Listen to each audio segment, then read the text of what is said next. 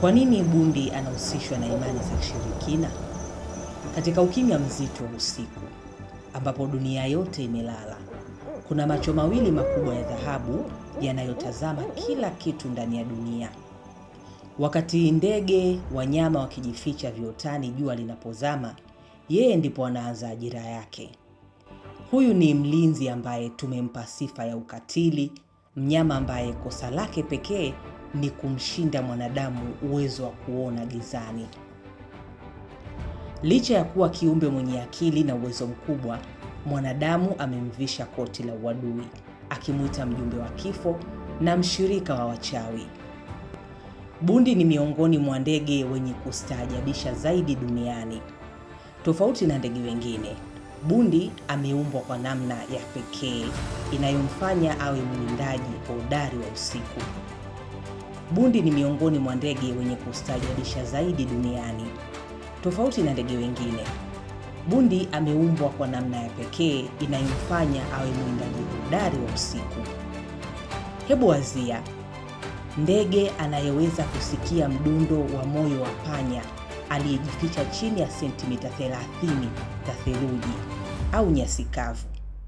Masikio yake hayapo sawa, moja liko juu na lingine liko chini kidogo, jambo linalompa uwezo wa picha ya sauti ya 3D.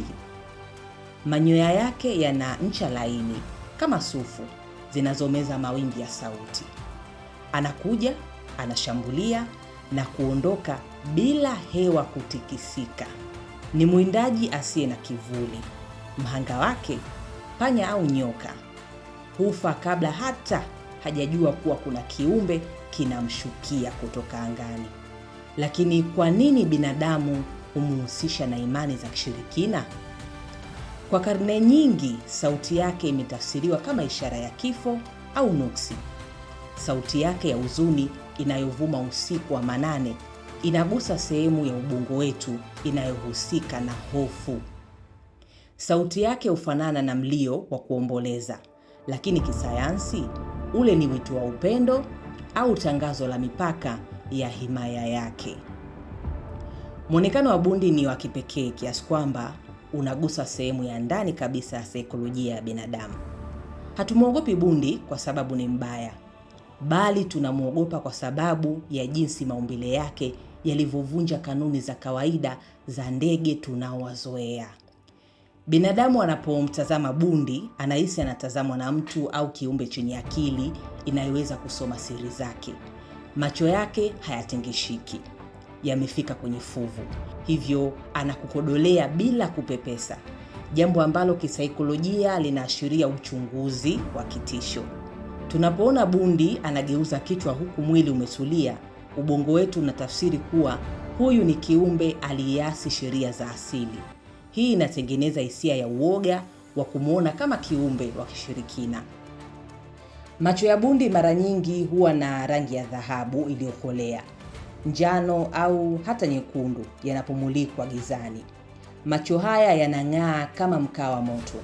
Macho yanayong'aa gizani yanatafsiriwa na akili zetu kama macho ya mwindaji au macho ya pepo, jambo linalomshtua mtu yoyote anayekutana naye usiku wa manane. Bundi hupenda kukaa kwenye magofu, mapango na miti mikubwa ya zamani kama mibuyu, ambako binadamu hapendi kwenda. Maeneo haya yanajulikana kama makazi ya majini au mizimu.